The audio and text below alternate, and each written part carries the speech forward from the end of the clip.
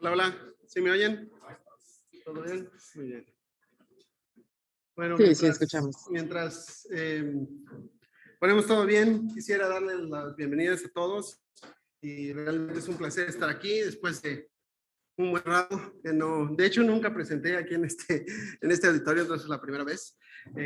Pero bueno, bienvenidos, egresados, estudiantes, maestros, coordinadores.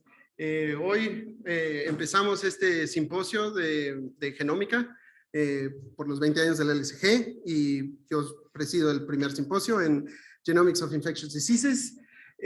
Vamos a tener un panel muy interesante de ponentes que hacen trabajos en los dos frentes, en patógenos, virología, bacterias y virus de bacterias, y también del otro lado, también del lado del host, viendo cómo responden a estas infecciones, tanto humanos como animales, como las mismas bacterias cuando las infectan por bacteriófagos. Entonces, sí, me da mucho gusto estar aquí. La mayoría de las pláticas van a estar por Zoom, entonces voy a cambiar a inglés en 2 segundos. Entonces, sorry. All right, so yeah, so today I'm really glad to be here, and I'm going to tell you a little bit about what I've been doing in the last few years, especially focus on our work that during the COVID-19 pandemic. Doesn't work. No funciona. Ayuda. Help, please. ¿Ya funcionó? Ya funcionó. Ya. Well, I am really interested in those that know me from a long time. I've been always fascinated by viruses. I'm really impressed how this microscopic organism that has just a very few genes can really wreak havoc in our bodies, the bodies of animals, and really control long-term evolution of our species. However, they also cause very serious public health threats.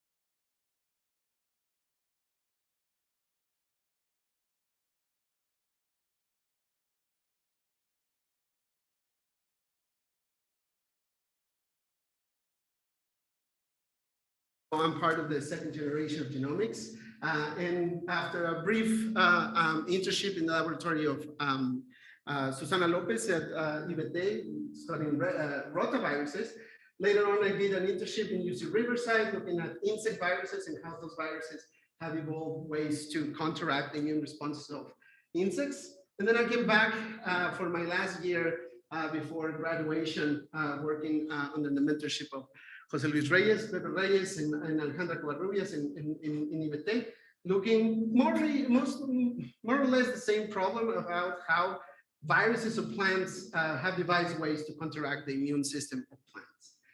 After that, I went to the Whitehead Institute to do yet another internship, looking now at pox viruses, these long DNA viruses. And as you could probably imagine, I really was looking forward to a career in virology. So I did my PhD at Rockefeller University, looking at the evolution of retroviruses. And then after that, I did my postdoc a couple of blocks uptown in Mount Sinai, where I look now on the other side of things, looking at how the host responds to all these different viruses, mainly focusing on negative strand viruses, such as influenza, measles, respiratory syncytial virus, and others. This was my life until 2020, when really the whole world was turned upside down and we started working on this new virus. So today I'm just going to tell you a little brief story of what I've been doing from then on. So SARS-CoV-2 is a member of coronaviruses, as you probably already know right now. It's a member of the order of Nidovirales. And what it's important is that these type of viruses are have the largest known RNA genome. So these viruses encode for about 27 to 32 kbs, the length of their genome. And they are really infecting several different animal species. Those viruses that infect humans are in the genus of alpha coronaviruses and beta coronaviruses. And for the most part, these 4 viruses over here, these 4 coronavirus, cause primary respiratory disease, and they account for about 10 to 15% of all cases of common cold worldwide. However, there's these 3 additional beta coronaviruses that are severely pathogenic in humans. The original SARS-CoV that actually is also having a 20-year anniversary of the start of the SARS pandemic in 2003. Middle East respiratory virus in 2014, and in 2020 or 2019 starting SARS-CoV-2. So by January 2020, scientists have already figured out the entire sequence of this virus. This is a positive sense RNA virus, and that means that its genome itself is an mRNA. So it has a 5' cap and it has a 3' poly-A, and it can directly, once inside the cell, start expressing some viral proteins. From this mRNA, 2 main viral proteins are expressed, ORF1 and ORF1b, which is really a polyprotein that later on viral proteases separate each one of the viral proteins, and they do their function.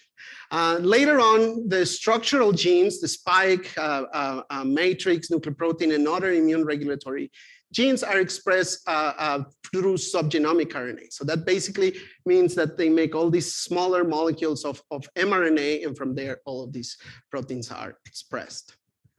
By February 3rd, 2020, we learned that the virus was using this the surface expression of this receptor ACE2 in order to enter cells. So once inside the cell, as I said, this is a positive sense RNA virus, so it can start already making proteins, start its replication, and again, making these subgenomic RNAs, making viral structural proteins, packaging their genome, and making more copies of themselves. As with other RNA viruses, coronaviruses produce quite a large amount of replication intermediates. In the case of coronavirus, the main pathogen-associated molecular pattern is double-stranded RNA, which is sensed by the cell and creates a signaling cascade that results in the expression and the secretion of certain types of cytokines called interferons. These interferons can now be recognized as receptors either at the surface of the same cell or neighboring cells, which turns on a subsequent signaling cascade that results in the expression of hundreds of so-called interferon-stimulated genes, or ISGs, that really create an environment unfavorable for the virus. And therefore, their entire function is to inhibit infection or inhibit replication. Now, besides in the cell, besides having that intrinsic defense, the cell also expresses other small molecules, such as chemokines, whose role is really to recruit cells from the immune system to go at the site of infection to help clear the infection locally. So some of these immune cells are going to secrete other types of cytokines that are really cytopathic, and they're basically the goal is to eliminate and kill those infected cells. Some of these cells that were roaming around this part are going to go back into the bloodstream, and later on will go and activate B cells and T cells and start what is known the adaptive immune response, a very specific immune response targeted to whatever pathogen is doing. So this intermediate phase of our immune response, what we call inflammation, is really, serve as a bridge from this a local intrinsic response to and broad to a more specific and systemic immune response. However, if this inflammatory process is not really regulated, it can lead to very serious tissue damage and cell death.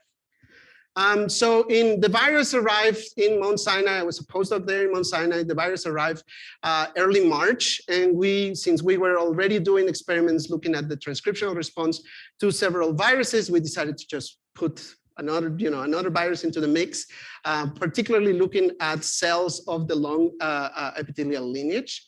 And here what I'm going to tell you is I'm going to compare the transcriptomes of all these different infections. The original SARS, influenza virus, MERS, human parainfluenza virus 3, respiratory syncytial virus, and 4 different conditions of SARS-CoV-2. One, that it's infecting CALO3 cells, which is a cell line of the lung epithelia and express quite decent amounts of ACE2, which is a receptor. A549s, which is widely used in the lab, but it doesn't really express ACE2 that much. So that's why we supplement quite artificially and to very, very high levels the ACE2 in these A549 cells. And with this, we do our infections at an MOI, so basically looking at the inoculum and MOI of 1. But here, since ACE2 is really overexpressed, we reduce the MOI to 0.2. What I'm showing you here in this sparse PCA is really how the transcriptional response of a specific condition correlates or relates or compares with all the other conditions. So in this set of virus infections, we have the response that is mounted by SARS, MERS, and influenza, which is not that there's no response, it's just quite minor if we compare massive immune response that it's induced by infections with RSV or HPIV3. Now, interestingly, SARS-CoV-2 hits in the middle of these two profiles. However, their strength, their potency of this response, it really correlates with its replication, its ability to infect cells and replication. So again, we have here A549s that don't have that much ACE2, so not much is going on there. CALO3 cells have more ACE2, so there's more infection over here, and then these artificial levels of ACE2 really, go above and beyond of the original response. Now, looking at what specific genes are dysregulated by this virus, we found 2 very interesting patterns. So one, it seems that SARS-CoV-2 is able to inhibit, at least to an extent, the antiviral response mediated by interference. As we can see here, infections with A549, here that I already told you, it was not that good. There's not missing the expression of the actual interferon genes as well as the ISGs, interferon-stimulated genes. But also here where ACE2 is present at a quite good levels, and even though that we put a low MOI, really the virus is replicating quite well. So here we don't see this antiviral response. However, we do see the antiviral response in cells and in higher amounts of the inoculum. So it is possible to induce these responses, but you need a lot of virus. However, regardless of every condition, and no matter how well the virus is replicating, it seems that SARS-CoV-2 is inducing a high inflammatory response in everywhere. So we found this in cells we published in March in bioRxiv, but we decided to push forward in trying to understand this response. So the first in vivo model that we tried was ferrets. Honestly, the reason why we chose ferrets is because we had it in the lab. We were already doing transmission experiments with influenza, so why not using these ferrets? We use 4-month-old ferrets, which I've been told, I'm not a veterinarian, but I've been told that their immune system and they kind of behave like human teenagers. So we went ahead, infected these ferrets with SARS-CoV-2, and at 1 day, 3 days, 7 days, and 14 days post-infection, we took nasal swabs and figured out what was their response there. First of all, what we can see is that the virus replication really peaks at day 3. By day 7, their levels are going down, and by day 14, these animals are able to clear the infection completely. Despite that, the immune response by day 7 is again what we observe in cell lines. So there's a lack of that interferon response, but there is this high inflammatory response that actually stays all the way to day 14, despite that the virus is no longer replicating. And again, as I was saying, we were already doing things with influenza. So we compare how's the infection in this animal model with influenza, and we found this SARS-CoV-2 unique signature that is composed of viruses that are involved in the induction of hematopoiesis. So our entire idea is that this massive inflammation is leading to a lot of activation of immune cells that is really priming the bone marrow to, start quite a lot of hematopoiesis to deal with that inflammation. Finally, we wanted to validate all of our hypotheses on COVID-19 patients, and we were able to find, these were very weird times, but we found serum samples from the clinic from patients that, again, came to the clinic showing symptoms of the disease. They were more than 60 years old, but molecular diagnostics, or really PCR, this predates the, the rapid test. It shows that, we took 24 patients, or the serum of 24 patients that were actually positive with SARS-CoV-2, and 24 that they were not positive SARS-CoV-2. That doesn't mean that they were healthy. They really came to the clinic figuring, thinking that they have something. So probably they were infected with some other pathogen. The first thing that we checked, of course, was the levels of interferon, systemic interferon, and really there's no either interferon type 1 or type 3, beta or lambda. However, we again corroborate that quite systemically, these patients do show the high induction of very inflammatory cytokines, such as IL-6, that has been associated with chronic inflammation, autoimmune disease, tumor development, and what is known as cytokine release syndrome, or this cytokine storm that we heard quite a lot during the early days of the pandemic.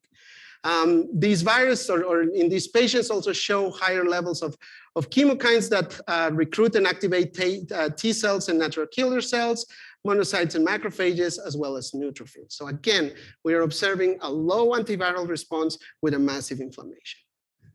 So that we basically just bundle it in and publish our results in May of 2020, proposing that actually this imbalance response, having a lot of inflammation with not so much of an antiviral response, was driving COVID-19. And if we compare that to response that we have from influenza, that sure, we get inflammation, but we have a much more balanced antiviral response. Now, at that time, we started hypothesizing more of our early results, and taking from the ferrets experiments that were supposed to be a surrogate from young people, we know that they are able to respond quicker than patients a little further in age. So we hypothesized that this limited immune response perhaps was enough to control the infections and clear the virus. However, we know that patients with comorbidities, including age, their immune response is already restricted. We know that T cells respond less to interferon as we increase in age, and therefore we think that this limited antiviral response really were not able to control the virus, but we had this acute inflammation going on there. And that was later on corroborated by looking at more patients. This is already 2021, where they see that patients that are able to elicit a type 1 interferon response early in the infection, they really have a mild disease and they were able to clear the virus. However, patients that have, it's not that they didn't have an interferon response, but that interferon response was much delayed. By that time was not really doing much and actually was exacerbating the disease and then leading to severe disease in these patients. Finally, we finished that paper at the time with a couple of propositions of IL-6 inhibitors or the ways to control this inflammation. Later on, all of those failed. They did not really contribute to solve the COVID crisis. But we were still thinking about boosting this interferon response. Now, a lot time later, more than a year later, we find out that the reason why we have this inflammation is because first, the inflammatory signature that we observe in SARS-CoV-2 infections is really driven by NF-kappa B. As you can see here in this time course of infection, NF-kappa B is really taking over the transcriptome. And then student at Mount Sinai, Scarlett All, did ATAC-seq experiments and find out that really the transcriptional response was controlled mainly by NF-kappa B and related proteins such as REL and REL-A. So therefore, surprisingly, when we knocked down or inhibited the NF-kappa B action either by siRNAs or by chemical inhibitors, we are able to reduce the replication of this virus. So what we think is that this inflammation that we observe perhaps is a bystander of the necessity that SARS-CoV-2 has with the NF-kappa B profile in order to replicate. But let's go back a little bit in time. Daisy Holland, again, another student there in Tennover Lab at Mount Sinai, really spearheaded looking at a better animal model to, equate what the pathogenesis that we were seeing in COVID-19 patients. We found that the golden hamster, it was a really good one at showing pathogenesis, showing transmission, showing an adaptive immune response. And here, what I'm just showing you is an excerpt of her immunity paper here, where we really show that if we treat with interferon 1 day after infection, not only we restrict the viral replication, but we severely diminish the inflammation, both at just looking at specific cytokines such as IL-6 here, but the lungs have a much more healthy morphology, and compared to vehicle control, where we do observe quite a lot of immune infiltrate and inflammation in these lungs. So again, it seems that early interferon might do the trick.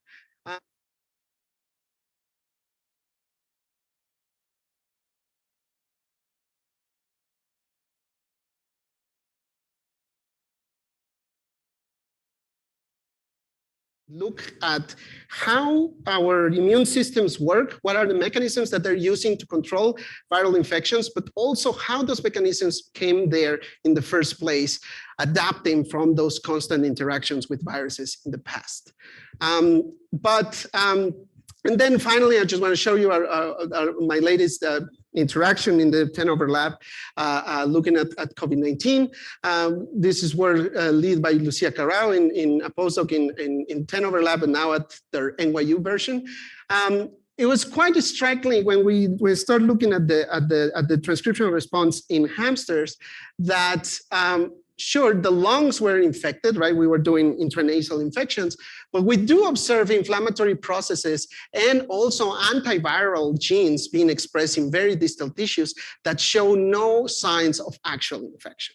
So the only place that we see infections are really in the lung and in the GI sometimes, but we attribute it to the hamsters really swallowing some of that viral inoculum. So following on that, what Lucia found is that if we change the mode of transmission of infection to an IV, well, first of all, she showed that our intranasal infections really show high levels of systemic interferon going on in the system of these animals. However, in IV infected animals, we do not see that much level of interferon in the serum. And when she does those infections IV, now we're not only seeing virus coming from the lung, but we started seeing virus coming from all those distal tissues. What Lucia did later was actually inhibiting an immune response using this immune modulator drug, dexamethasone. And when she put that dexamethasone is still doing an intranasal infection, she was able to observe actual virus popping out in these distal tissues. So what we hypothesize, that we suggest that this data tell us is that you need that airway infection in order to create a systemic interferon response that will later on go ahead and protect all the distal tissues, at least in this animal model.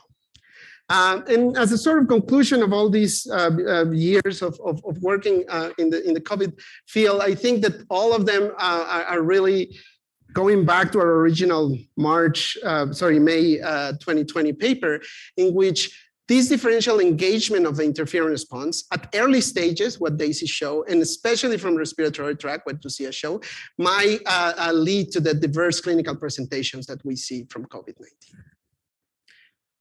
So I'm just going to finish with a little bit more of an out there reflection on the COVID-19 pandemic. So first of all, these are cases as of last week when I did this presentation. These viruses have have a severe toll in humanity. More, almost 7 million official deaths, more than 700,000 cases. But it was a very, I think scientists did great during the pandemic. It took 11 days to figure out the whole genome. It took 2 months to figure out the receptor. And also it took 11 months to have an effective vaccines. It was unthinkable before. So almost 4 years after, in that January of 2020, we have more than 300,000 publications on this virus. But I think, it's my personal thought that governments worldwide perhaps did not such a great job at controlling this pandemic.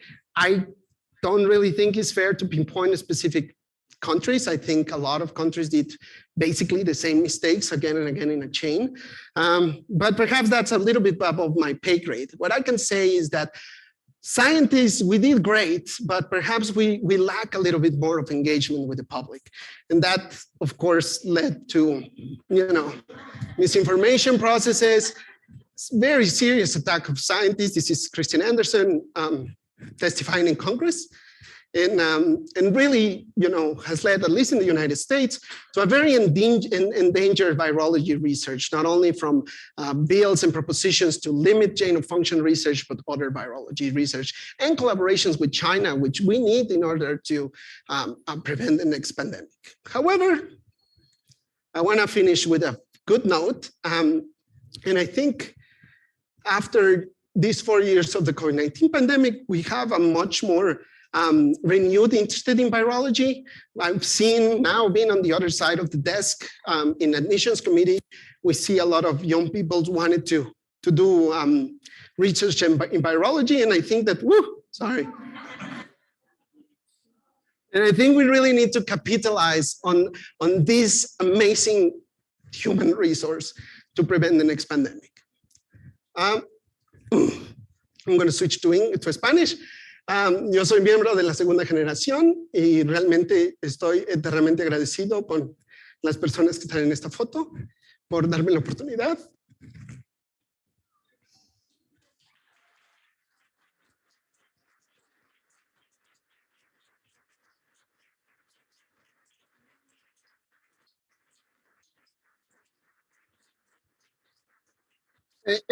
Ellos saben a qué me refiero, creo que cursé la mitad de la clase, pero increíbles amigos, increíbles colaboradores. Con esto, gracias al laboratorio de Ventenover, las personas que ya introduje antes, el laboratorio que ahorita está creciendo en Fred Hodge.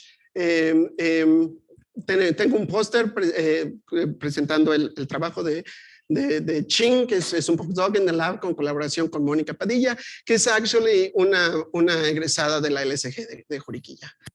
Pues muchas gracias a todos. Importante.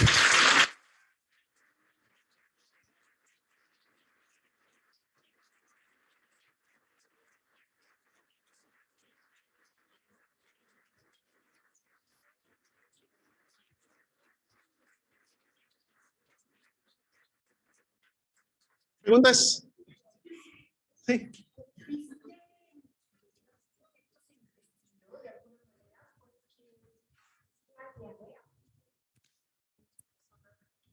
Eso nunca se analizó finalmente, las diarreas con COVID, por COVID y seguramente se excretaba el virus.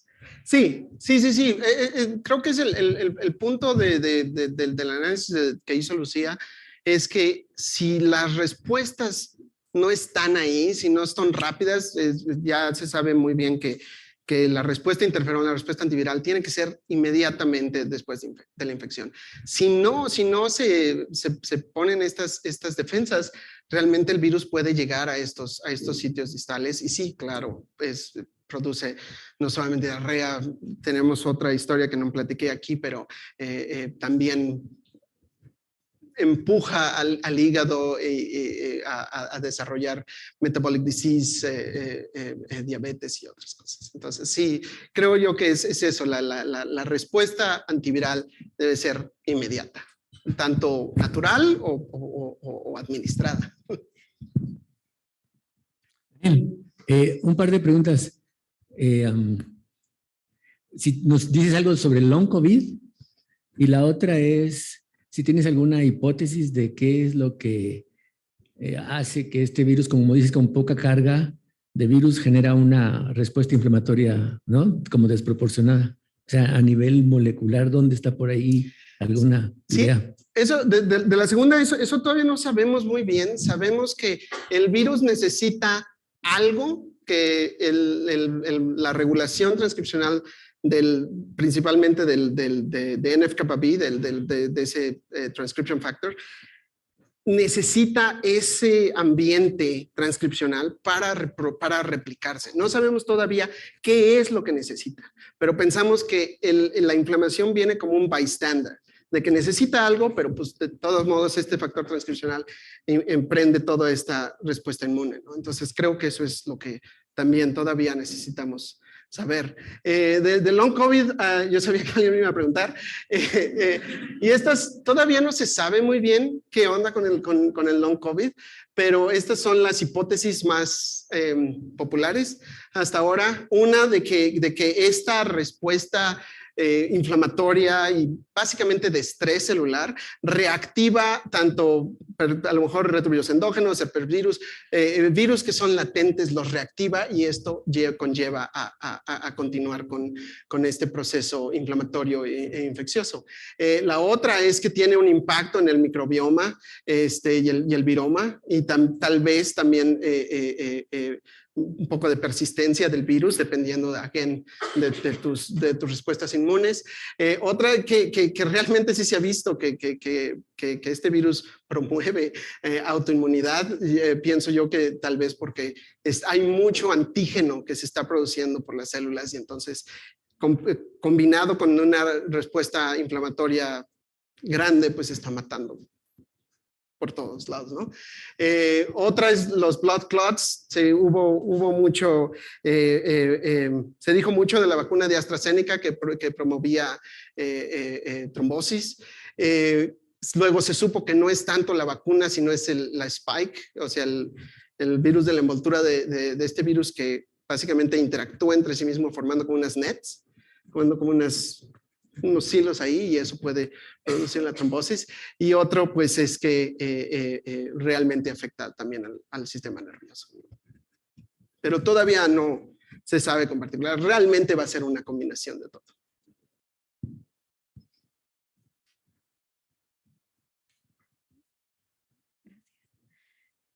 Yo tengo una pregunta sobre tratamientos. Bueno, o sea, si bien es cierto que en este momento el COVID ya no es tan mortal como era antes, ¿no? Nos mostraste que para determinar que el resultado de la enfermedad sea severo o no tan severo, es muy importante esta respuesta de interferón en los primeros días. Pero en los primeros días las personas tienen síntomas leves. Correcto. O todavía no tienen síntomas, entonces no hay forma como de ir al doctor, hacerle una prueba rapidísima y darle interferón, porque cuando van al doctor ya es muy tarde. ¿Sí? Entonces mi pregunta es, con un poquito también de desconocimiento, porque tal vez simplemente no es posible, si hay, o sea, como una cuestión preventiva, ustedes vieron la posibilidad de inducir niveles un poquito altos, tal vez no tan altos de interferón y tal vez no en toda la población, pensando en población con respuesta más lenta, como personas de edad avanzada, ¿no? Un tratamiento preventivo que mantuviera niveles de interferón un poco más alto de lo basal, para que cuando hubiera infección ya no, o sea, como que la gráfica llegara al mismo, sí, en un tiempo normal, ¿no? Ajá. Sí, digo, hubo mucha infección de interferón, tanto interferón sistémico, que produce muchísimas reacciones secundarias. Creo yo que si hablamos de profilaxis, hay unos grupos que están proponiendo profilaxis con interferón nasal, no sistémico, sino simplemente inducir una respuesta levesona de interferón en el upper respiratory airways, en la nariz, bueno, las mucosas, para prevenir la infección por virus, ¿no? Entonces, tanto pegylated interferon, que tiene un mayor nivel de tolerancia, como ahorita está en boga interferones del tipo 3, que no son tan poderosos como del tipo 1, que como interferón beta. Entonces, pues sí, puede ser. Hay otro grupo, de hecho, ahí en la Universidad de Washington, que está tratando de no utilizar interferón, pero inducir una respuesta de interferón leve con algunas moléculas ahí. Pero sí, tienes toda la razón, sobre todo personas asintomáticas.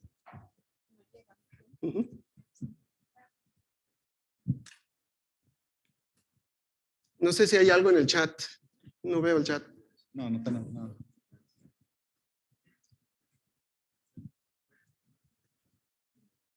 Sí, sí. Qué padre, la verdad, que tengamos representación también de la licenciatura, pues, en este tipo de trabajos. Qué padre. Felicidades también por el trabajo, está muy bonito. Y lo que quería preguntar es si han visto diferencias, también han trabajado con las distintas variantes del virus, Sí. en particular la llegada de Omicron, porque cambió mucho la cosa. Sí, eso ya me tocó un poco cuando ya me iba saliendo del laboratorio, entonces no estuve involucrado en esas publicaciones, pero sí el laboratorio de Ventenover continuó con investigación en Omicron y sobre todo reforzando el modelo del hámster, que realmente es un muy buen modelo que sí se traduce a la patogenicidad que se ve, ¿no? Perhaps un poco de patogenicidad severa. Creo yo que el punto de COVID-19 es la heterogeneidad en la patogenicidad, no solamente con las variantes, sino en sí. Depende de tu inmunidad, depende de tu nivel de comorbilidades, de muchas cosas, cómo va a salir ese output, ¿no? Entonces, pero sí, ellos hicieron, yo personalmente no. Sí. Sí, ya, una pregunta más.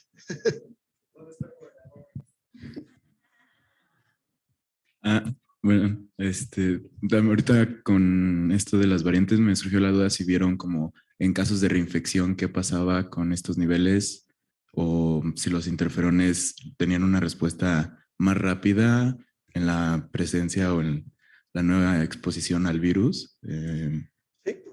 Sí, hay unas líneas de pensamiento que dicen que hay un cierto tipo de memoria, por así decirlo, en cuanto a que puedes inducir una respuesta antiviral un poco más rápida, pero todavía no es tan, o sea, no está bien establecida esta teoría. O sea, se ve un cierto tipo de evidencias, pero, o sea, tanto, es que es la heterogeneidad, ¿no? Tanto puedes tener una enfermedad más leve que la que tuviste al principio, como puedes exacerbar, sobre todo si tienes un cierto tipo de afecciones o secuelas de la primera, pues realmente puedes explotar con la segunda.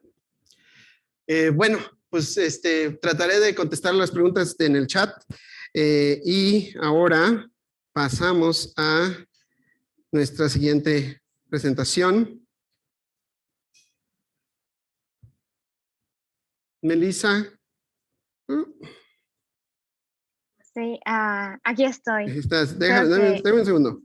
Ok, perfecto. Tengo que Solo encontrar dónde necesito puse. compartir la pantalla. Acá está, ya lo encontré. Muy bien. Ya lo encontré. Ok, gracias. Bueno, yo conozco a Melissa. No, ya no le voy a decir. Tenemos a Melissa Monjo, ella es egresada de la generación 7. Ahorita está haciendo una estancia postdoctoral en la Thomas Jefferson University y nos va a platicar de su trabajo muy interesante acerca de la respuesta antiviral de los hosts en un virus emergente como el Powassan virus. Okay, perfect. Is everyone like okay with the audio? Like everyone can hear me okay?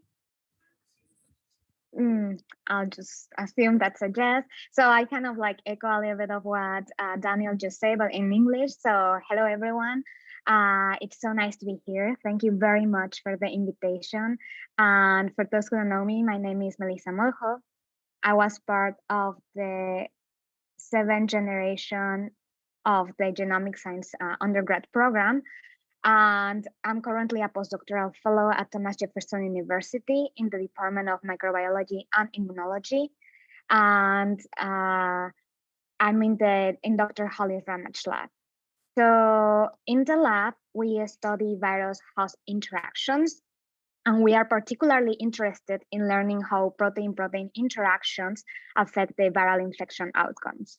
So in order to do that, we map virus-host protein-protein interactions and also monitor the changes in proteome during infection, either by checking the proteins that are regulated, downregulated, or the post-translational modifications.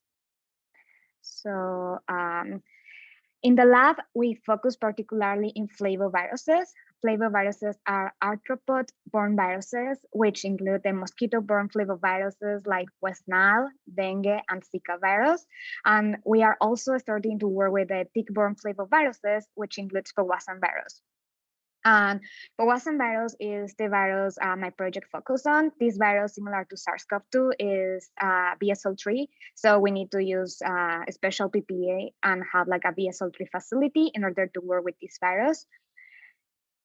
So Powassan virus and flaviviruses have a positive single-strand RNA genome, which is encoded as a single polyprotein.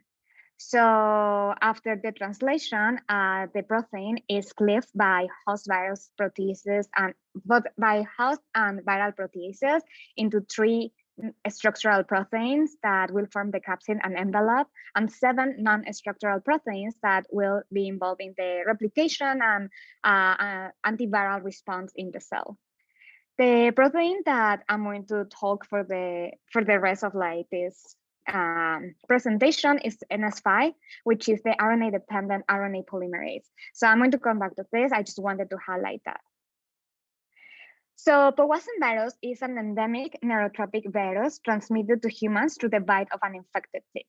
So the main reservoir of Powassan virus is rodents and small mammals, but the humans are considered, and humans and other bigger mammals are considered unhoused because they do not produce enough viremia. So transmissions rate from the tick to humans during like the transmission from the Powassan virus is very fast. It actually only takes like 15 minutes. So pretty much once the tick is attached to your body and you notice, the infection is going on. So most people who get infected with Powassan virus do not develop symptoms or have mild symptoms. However, Powassan virus can also infect cells from the central nervous system. And this can cause lung invasive diseases and also death in some people. So currently there are not specific antivirals or vaccines to treat Powassan virus, so it makes it very important that we understand how Powassan virus is causing neuroinvasion. Powassan virus is endemic of North America, and infections have been reported in several states across the US, some parts of Canada, and also some regions in Russia. So according to the CDC, the number of cases have been increasing in recent years, which is most likely exacerbated by the continued expansion of the tick vector population across North America, and also perhaps by the increasing surveillance and increasing the tools to monitor these tick-borne diseases, which are really being a health concern nowadays. So I want to talk a little bit about the flavivirus life cycle. So when flaviviruses enter the cell, the first thing that they will do is they will release the viral genome. So in the case of flaviviruses, since they have a positive single-strand RNA genome, the proteins, the RNA is going to be immediately translated to make the viral proteins.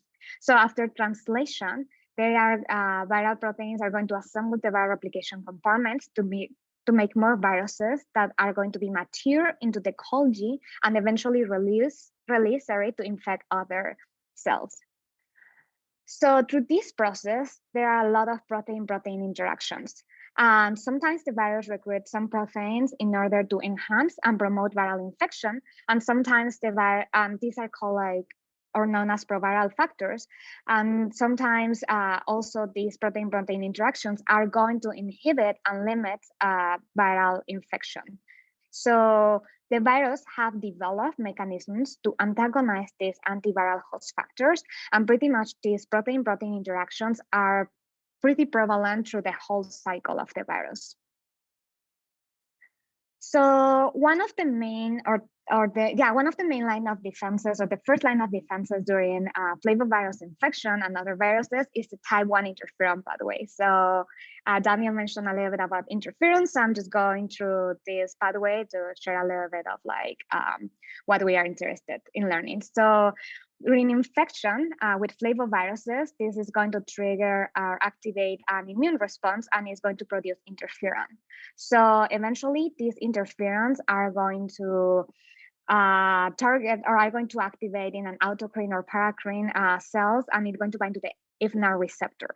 This is going to activate the JAK1 TYK2 pathway that is going to create a transcription factor that eventually is going to activate the interferon sensitive response elements and transcribe interferon stimulated genes such as TRIM5, ISG15, ISG20, and many others.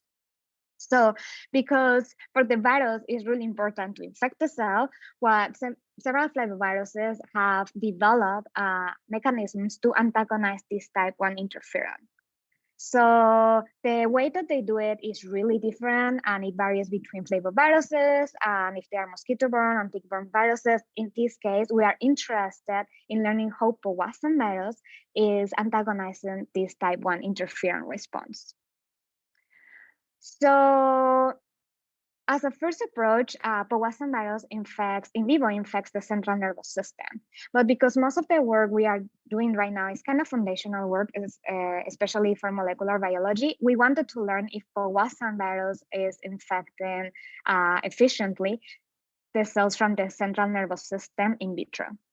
So to do this, we infected several cell lines from the brain, including brain endothelium, microglia, glioblastoma, and others I didn't show here.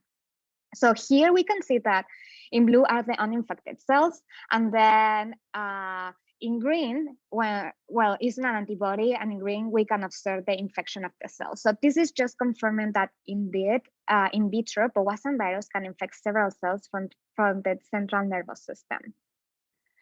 So one of the cells that it showed like a good infection level and interferon response was microglial cells.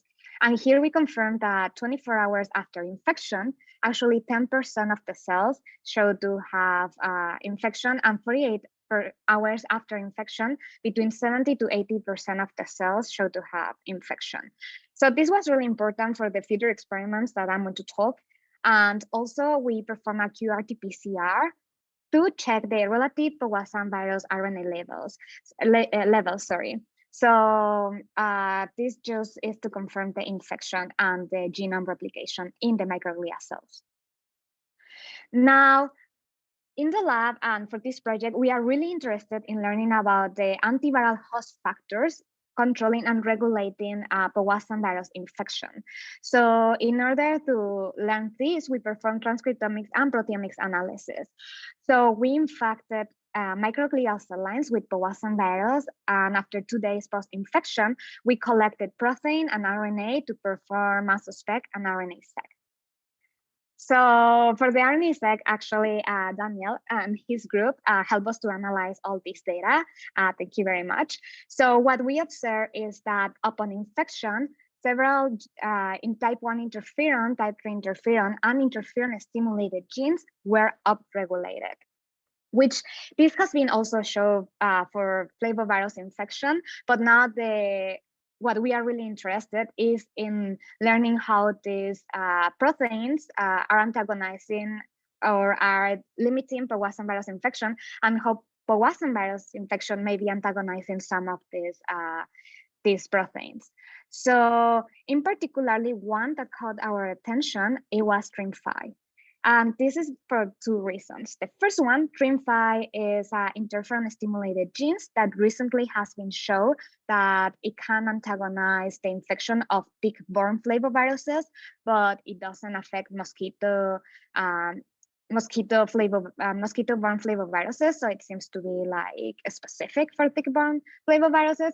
And second, when we compare the proteomics and transcriptomics data, and the proteomics data was done by a collaborator in Mount Sinai, Jeffrey Johnson, we can say that in green that most of the increase of mRNA from the interferon-stimulated genes, which are the green dots, correlates with increase in the protein. So that kind of makes sense. However, for TRIM5, we could see that while the levels of mRNA were increased, the protein levels were decreased. So this may suggest that Powassan virus is by an unknown mechanism that we are hoping to study very soon, or we are studying right now. It's degrading TRIM5 protein. So one of the things besides TRIM5 that we are working is learning how the protein-protein interactions between Powassan virus and the type 1 interferon pathway proteins are regulating or are controlling Powassan virus infection. We decided to perform a luciferase assay. So the first thing that we do was we clone the Powassan virus proteins into an expression vector. And then we also we transfect these together with luciferase reporter that is being activated by the which is controlled by the interferon sensitive response element promoter. And also we use an internal control as to account for translation. So pretty much how the experiment goes is we have like the viral proteins from Powassan, and then we have our reporter vector, and then we induce with interferon beta the reporter, the promoter, and then we measure the luciferase signal. So depending if the signal is lower, it means that there could be a possible antagonism by one of the Powassan virus proteins. So based on that, what we actually observed is that in the case of Powassan virus NS5 protein, we could see that it was antagonizing that Y interferon. It was antagonizing that Y interferon, and in this case, we use West Nile virus NS5 as a control, which it has been established and published that it can also antagonize that one interferon. So this was something good because it's now telling us that Powassan virus NS5, it's important for regulating the cell immune response during Powassan virus infection. So because Powassan virus has two different lineages, which is LV and Spooner, we wanted to see if if Powassan virus NS5 from both lineages could antagonize that one interferon, and the answer is yes. Both lineages effectively can antagonize that one interferon response. So the next thing that we were interested, because now we learned that NS5 from Powassan virus is important, we wanted to identify Powassan virus NS5 host protein-protein interaction. So to do this, we transfected Powassan virus NS5 from both lineages, LV and Spooner, into two different cell types. The hex cells are just like a standard host model cell type, and the microglia, which is the cell from the central nervous system. So we transfected and we performed an affinity purification assay, and then to check the protein interactions, we did a mass spec together with our collaborator. So overall, we identified 337 host interactions with Powassan virus NS5.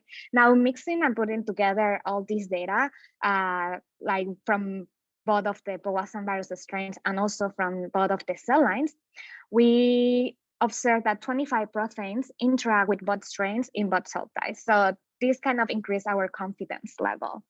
So here are like some of the proteins that are interacting with Powassan virus NS5. And the one that we are interested in this case is TYK2, because TYK2 is part of the type 1 interferon signaling. So as I mentioned previously, type 1 interferon is one of the first lines of defense, and the JAK1 and TYK2 pathway, it's involved in limited flavivirus infection.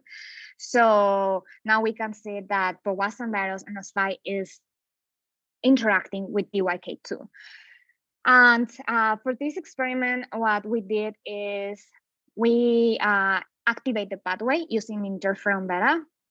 And then we express Powassan virus NS5. So pretty much we wanted to see the effect of TYK2 upon expression of Powassan virus NS5. So what we saw at the beginning is that TYK2 endogenous levels didn't increase, but actually the phosphorylation levels of TYK2 upon interferon induction decreased compared with the control. So this is suggesting that Powassan virus NS5 is inhibiting TYK2 phosphorylation. Now, here we have like two main things. One is Powassan virus NS5 is inhibiting phosphorylation of TYK2. And the other thing that we, as an additional mechanism that we observe is that Powassan virus, even when the interferon stimulated genes are being expressed, in the case of TRIM5, Powassan virus is targeting in an unknown mechanism that we are working in figuring out by degrading this protein and overall limiting and restricting the type 1 interferon response and successfully establish an infection in the host cell. So to conclude all this part, what we did or what we know so far is that the transcriptomics and proteomics analysis revealed significant induction of type 1 interferons, type interferons, and several interferon-stimulated genes in microglial cell lines. And also Powassan virus NS5 interacts and inhibits phosphorylation of TYK2, antagonizing type 1 interferon signaling. And in addition, during Powassan virus infection, TRIM5 mRNA is upregulated, but the protein is degraded, which may suggest an additional mechanisms to antagonize type 1 interferon. So with all of that, I want to thank our collaborators thank you very much, Daniel, for helping us to analyze the transcriptomic data. And I want to thank my lab and my mentor, Dr. Holly Ramach, for being so supportive and awesome. And thank you very much, everyone, for being here. I appreciate you listening.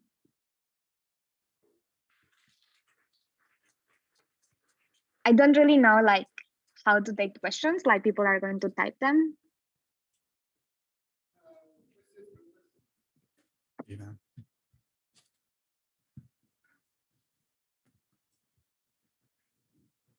Hola, buenas tardes, Melissa. Buenas tardes. Sí, hola. La voy a hacer en español, más fácil. Sí, sí. Se me hizo interesante que cuando infectas la microglía, esencialmente el cambio transcripcional que ves es que los genes suben. Hay muy poquitos genes que bajan. ¿Esto es algo que esperaban? ¿Es algo particular de este virus o de la microglía? Algo que los genes que mostramos o los que están en la gráfica son los genes de interferon stimulated genes. Y originalmente, dado que están involucrados con la respuesta inmune, esperábamos que se activara durante una infección, en este caso de Powassan virus. Entonces, es algo que esperábamos. Lo que nos sorprendió mucho fue que en algunos casos, y como en el caso de TRIM5, es que aunque ese gen, la expresión incrementó, el nivel de proteína disminuyó. Entonces, eso sugiere no solo TRIM5, algunos otros también sucedió eso. Entonces, eso sugiere que si hay una respuesta inmune, pero el virus lo está antagonizando, lo está como intencionalmente destruyendo. Entonces, más bien estamos interesados en las que hay un cambio drástico. Okay, eso tiene sentido. Nada más rapidísimo, ¿la microglía también cambia un fenotipo proinflamatorio? ¿Y saben si ese fenotipo se mantiene? No hemos checado fenotipo, pero definitivamente las type 3 interferon, que también fueron varios de los cytokines, de los mRNA levels, perdón por mi Spanglish, pero de los mRNA levels que vimos, también estuvieron upregulated o differentially expressed. Entonces, sí hay una respuesta inflamatoria también, solamente que no nos hemos enfocado en esa parte aún. Gracias.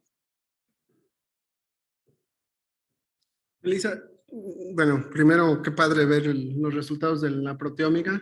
Sí. No sabía que lo estaba haciendo con Jeff, sí, es un tipazo. Sí. En cuanto a Trim5, ¿has tú knockdown Trim5 y ves un spike en replicación de Powassan?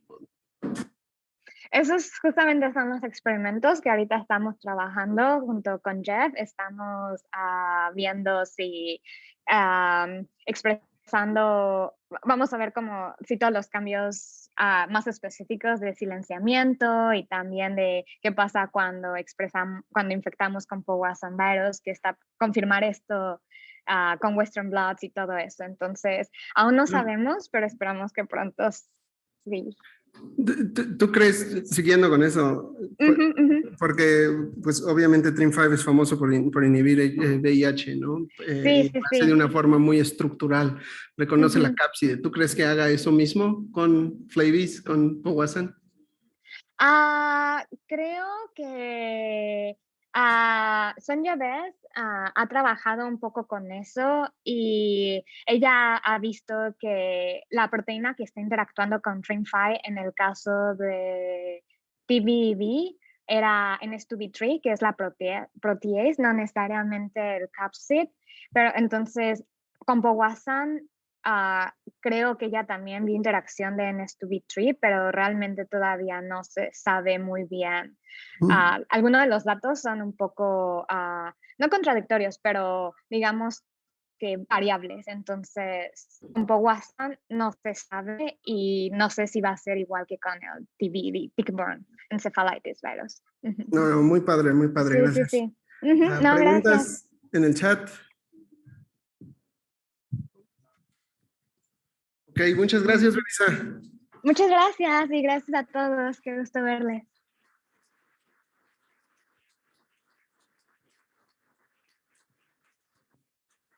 Ahora viene la oportunidad de Diana Veracruz. Ella es egresada de la generación 8. Actualmente es una bioinformática en el centro, bueno, lo digo en inglés, Center for Research and Informatics de la Universidad de Chicago. Y ella nos va a platicar acerca de un virus de DNA CMV y cómo su transmisión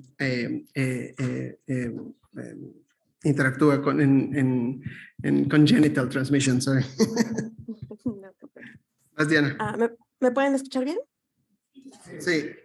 Perfecto. Bueno, pues estoy muy contenta de compartirles un poco de lo que trabajé durante mi doctorado, un poquito sobre el camino, la trayectoria en la que cómo llegué ahorita. Después de la licenciatura, sabía que me gustaba evolución y entonces trabajé durante un par de años con Susan Rosenberg en Baylor trabajando en evolución bajo estrés. Y encontré después oportunidades para estudiar mi doctorado en Duke bajo la tutoría de Katia Coyle. Ella trabaja en lo que sería una mezcla de genética de poblaciones y filogenética en viruses, que era una de las cosas que más me gustó a la hora de pensar en trabajar con ella. Este es uno de mis trabajos favoritos y creo que es igual uno de los virus más interesantes y que merece un poco de atención. Entonces voy a hablar acerca de la transmisión congénita de citomegalovirus, las dinámicas y la selección inmune. Finally, I had always been really interested about viral evolution, especially because you can have really big population sizes, mutation rates that are also pretty high, which means that you pretty much can see evolution in real time. But among the different things that can drive evolution, you had different types of artificial selection or other methods of selection. In this case, one of the more interesting things was about kind of how host immunity can interact with the virus and shape how it evolves. So in terms of virus, we normally think about kind of like how many progeny do they have, the genetic makeup do they have. And in terms of the host, we normally think about the kind of immune response that we are seeing, whether adaptive or not, and the type of dynamics of how viral infection comes to be. So cytomegalovirus, it is, as Daniel say, is a DNA virus, is a double-stranded virus from the herpes virus family. Is also one of the largest, it's one of the viruses with the largest genome. Their genome, it's around 200 kilobytes, kilobases, and it's around 200 proteins. But something that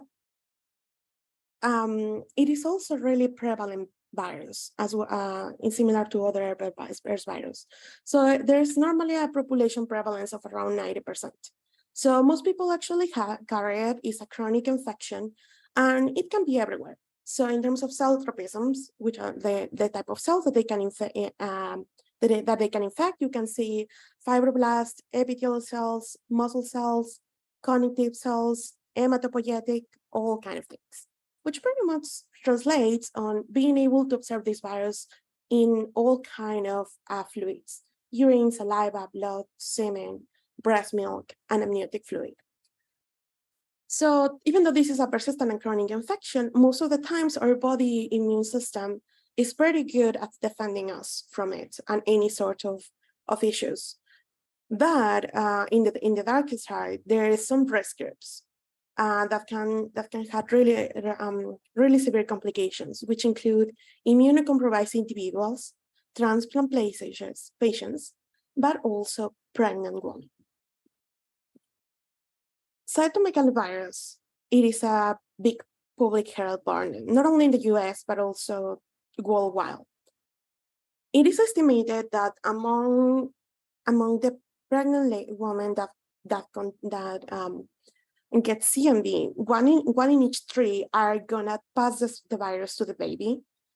And that translates in around 30,000 babies that are born with congenital CMV, around 5,000 of them that could develop a permanent disability, and around 400 deaths. So just kind of like thinking about the stats worldwide, that means around 1 in each 200 babies are gonna have congenital CMV. And from those babies, 1 in 5 are gonna have some sort of birth defects.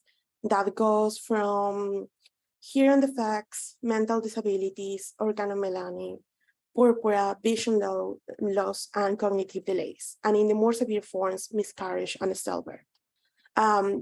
The severity is normally linked about how early in pregnancy the mother contracts CMV. So most of the times, one of the best ways is kind of during pregnancy follow-up. One of the things that normally tend to be done earlier in the game is to get the mother tested for CMV infection. And those that are negative for the virus, they had a really tight follow-up to make sure that they are not contracting the virus during pregnancy. So what I'm going to share with you is the results from this paper. That was a big collaboration between the laboratory of Katia Coel, but the main lab was the laboratory of Sally Permar in the Duke Vaccine Institute.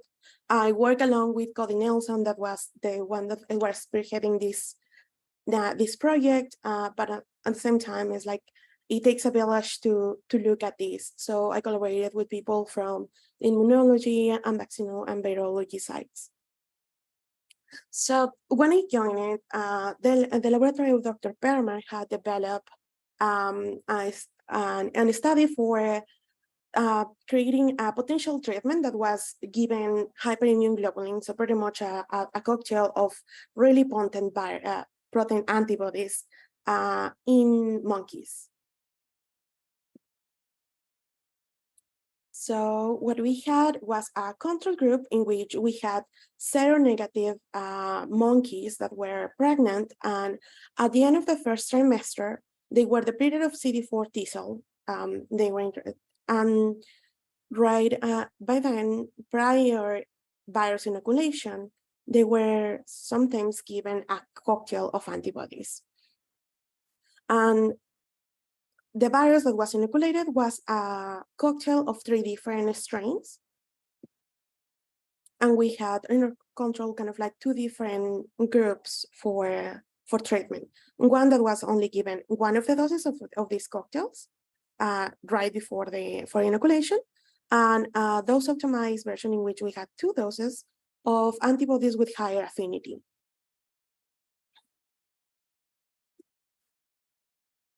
during that initial findings, the other authors had already realized that antibody treatment was able to lower viral load in plasma, as you can see over here, especially kind of, I mean, we still have, this is in lab 2. You can see a reduced viral load, especially in plasma, also, as well as protection against congenital transmission, in which, especially the monkeys that were in the high potency treatment, none of them got congenital transmission, which was really a really positive note. So this is the point in which I joined, and the main goal was really trying to understand the virus population diversity and the dynamics during infection. To study this, we did targeted sequencing. We got samples from saliva, urine, plasma, amniotic fluid, and in some cases fetal tissues. And we performed traditional paired sequence.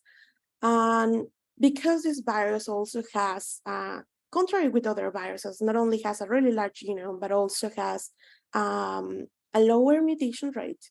It actually has some proofreading going on in their genome. We focus in 2 of the genes that are normally the targets for antibodies. And there are some of the major players in terms of infection. There are the glycoprotein B and glycoprotein L, GB and GL. And we sequence some areas that were conserved enough that we could use to genotype the populations. So after this, what we got was able to generate haplotypes for each of the samples that were haplotypes that were shared among technical replicates for each of the samples, and that were in a little bit over 0.4 frequency. Our initial observations was that among the 3 different strains that were used for the cocktail for the inoculation, one of the strains, UCD52, was actually the more prevalent in most of the viral populations. So what I'm showing you here is the frequency of this strain at different weeks post-infection in the different treatments, each of the different shapes related to different monkeys, in plasma, saliva, and urine, in GB and GL. So as you can see, this strain pretty much overtakes the population, even when it starts at around 1/4. That was the amount that was used for the inoculation. So because of that, we focus on the viruses that were descendant of UCD52. To study the viral populations, I developed these kind of plots in which we were looking at the presence and persistence of not only major, but also minor haplotypes.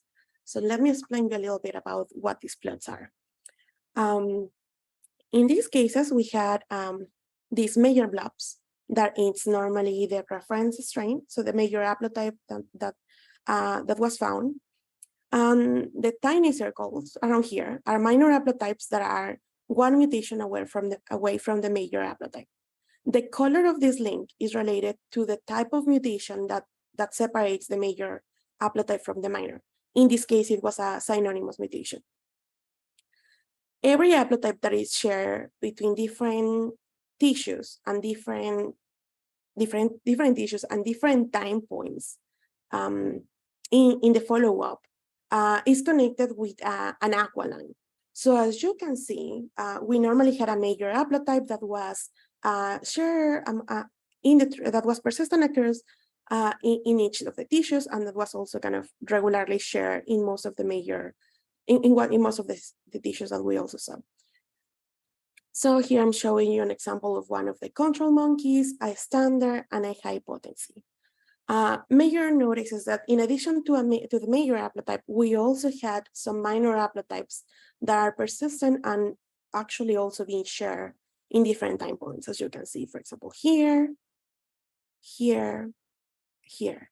And not only these minor haplotypes are persistent across time, they are also seem to be shared across different tissues, which pinpoints to different methods of transmission.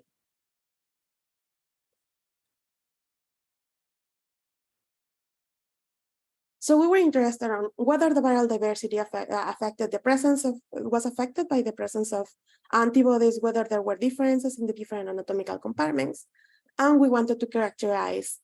We wanted to get some idea about whether we could characterize congenital transmission dynamics. For this, we look at viral diversity, that was in which we actually make an ad hoc version of nucleotide diversity metric that we utilize using haplotypes. And what we noticed was that while there is no major significant differences between the different treatments, we did notice a tendency in plasma. We noticed that the genetic diversity of high potency was the lowest compared with the standard and the control groups, as you can see here. And in general, it was actually the standard group, the one that tended to have slightly higher levels of viral diversity. We also quantify diversity in terms of the number of haplotypes, especially minor haplotypes that we observe in each of the tissues. So what I'm showing you here is the median number of minor haplotypes in each of the different loci and each of the different tissue. And in this case, as you can see, while slightly there's in general, there tend to be at least the same, if not larger number of haplotypes in the control and standard treatment samples. So here are different monkeys, but this is the median across the different time points. Sorry. We also discovered a lot of minor haplotypes that were shared between tissues. What I'm showing you here are just Venn diagrams of minor haplotypes for each of the different monkeys, color coded again by the different tissue that they were coming from. So if you notice in the control group, we had a lot of different minor haplotypes that are being shared between different sets. Because the virus cocktail was given in plasma, we expect to see transmission coming from plasma to each of the different compartments. So here you can see there's normally not as many, but still a good number of haplotypes being shared. We also normally notice that there were haplotypes that were shared only between urine and saliva. And this apparently comes from a behavior of the monkeys themselves. When we pass to a standard, we observe similar dynamics, although a little bit of a reduced number of haplotypes shared between different tissues. And we observe that, especially in the high potency sample, there were really not many minor haplotypes being shared between plasma and the others. And actually, the only transmission that we consistently saw was this saliva-urine comparison.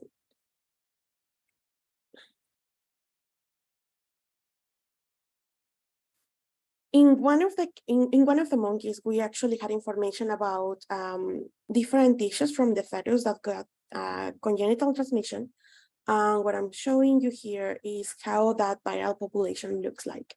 So in pink, you can see also the population in amniotic fluid. And in purple, what you can see is the fetal tissues at week 6. And as you can notice, the fetal tissues actually had a large number of haplotypes going on, many that are also shared, some of them that were shared with fetal tissues, including this one here, this one here. And also there, among the fetal tissues, there's various fetal tissues that are consistently seen across the baby. So we were really interested about what was going on within the baby. Like once the virus was arrived to the baby, how these different viral populations were transmitting across these tissues, and we look at each of the different haplotypes and where they were located. So what you can see here are the different haplotypes and the different compartments where they were at. And what we noticed is that there were a lot of haplotypes that were shared across different fetal compartments. So we hypothesized that once congenital transmission happened, the baby pretty much had there's a wide bottleneck in terms of there were several minor haplotypes that were shared between mother plasma, amniotic fluid, and fetal tissue, but also there's a lot of this population that it's being shared across different tissues. It's more like a systemic infection what we are observing. So here I'm showcasing kind of these minor haplotypes that were shared between mom, the amniotic fluid compartment, and the fetal tissue. What we noticed then as conclusion is that CMV population diversity is driven by the presence of minor haplotypes. These are persistent across infection and can be transmitted between different tissues. We do observe higher diversity in plasma compared with other tissues, but this is as we expected because how it started. We do not see an apparent impact of antibody pretreatment in viral diversity, even though we know that there's a difference in viral load and congenital transmission frequency itself. And we hypothesize that congenital transmission is a product of a wide bottleneck.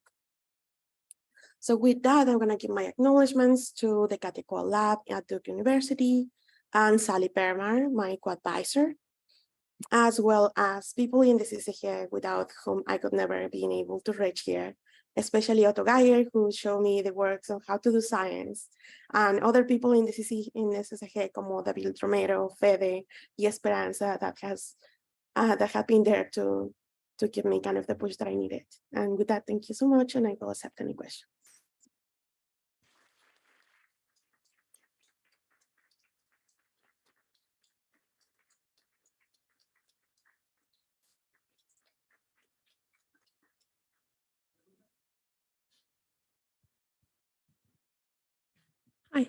Hi. Do you see a combination among the viruses? We really were interested on looking at this. We do think that that's an issue, but the thing is that the regions that we look at were so tiny, we're like 400 base pairs that we really just focus on that. We were not really able to quantify the magnitude of recombination, but we actually had to do a lot of additional quality check because of this at the beginning when I was developing the pipeline.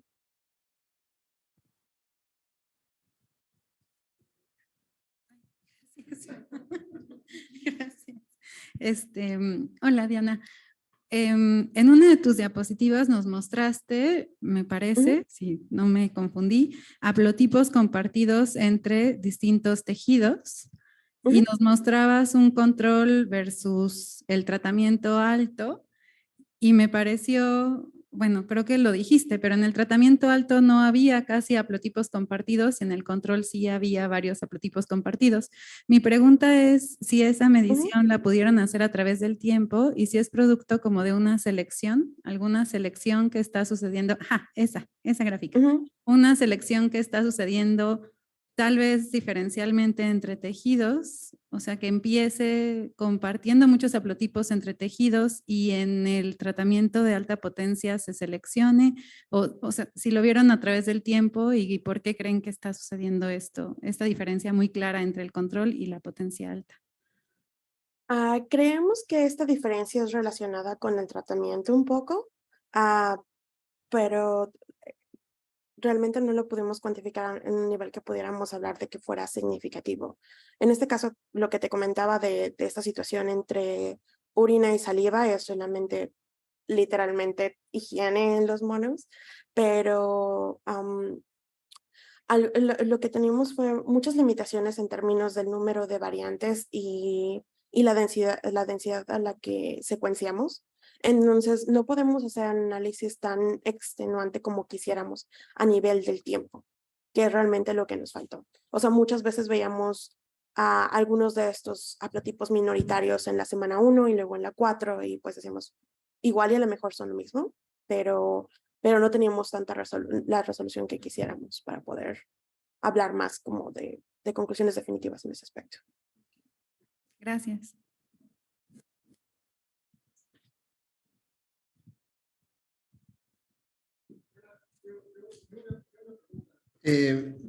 Digo, esta bottleneck probablemente es porque el virus tiene que pasar por la placenta, ¿no? Y todas las respuestas, sobre todo de interferón 3. Pero, ¿el virus le importa llegar al feto? ¿Es parte de su ciclo vital o es simplemente un bystander, un mistake?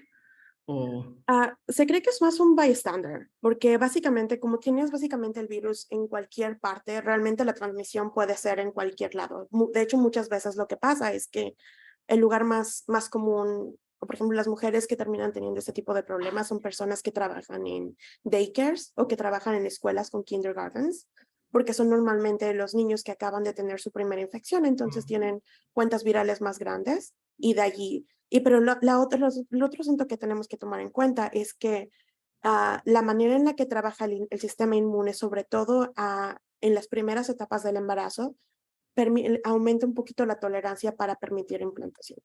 Y como esa parte inicial. Entonces, de hecho, o sea, lo único que sabemos es que, por ejemplo, cuando la infección pasa muy rápido son como cuando tenemos las consecuencias más severas, pero creo que es más un bystander. Gracias. Pues, chat. Ay, Gracias, Diana. de nada.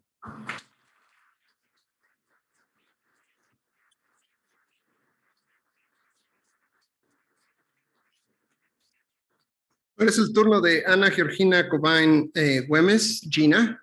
Ella es egresada de la generación 4 y ahorita está haciendo su estancia postdoctoral en la Universidad de California, San Diego, y nos va a hablar de phage therapy against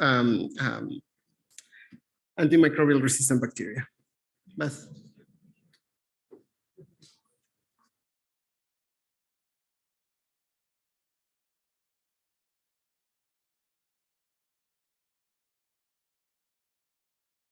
Hola a todos, es un gusto presentar en este simposio.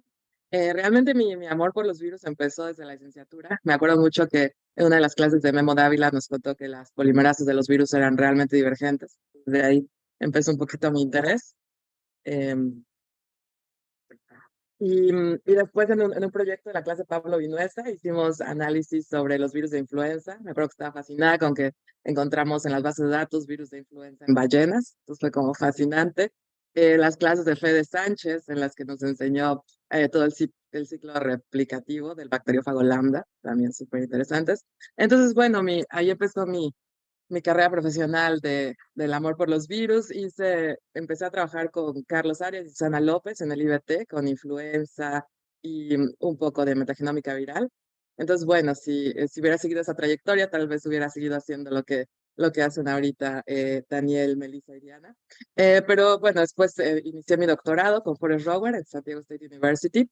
Y bueno, ahí fue cuando empezó realmente mi interés por los bacteriófagos. Entonces, bueno, eso nos trae al tema de hoy, que bueno, los bacteriófagos son virus que infectan bacterias y son las entidades biológicas más abundantes en el mundo. Y bueno, hay virus por todos lados, hay alrededor de 10 a la 31 partículas virales en todo el mundo. Y también podemos utilizar a los bacteriófagos para tratar enfermedades bacterianas, para poder matar a las bacterias que son multiresistentes a antibióticos. Entonces, bueno, el día de hoy quiero platicarles sobre dos temas. El primero es cómo utilizamos bacteriófagos para tratar enfermedades polimicrobianas, el caso de fibrosis quística. Y el segundo tema es cómo utilizamos terapia de bacteriófagos para tratar una epidemia de una pseudomonas que es extremely drug resistant. Entonces, bueno, los bacteriófagos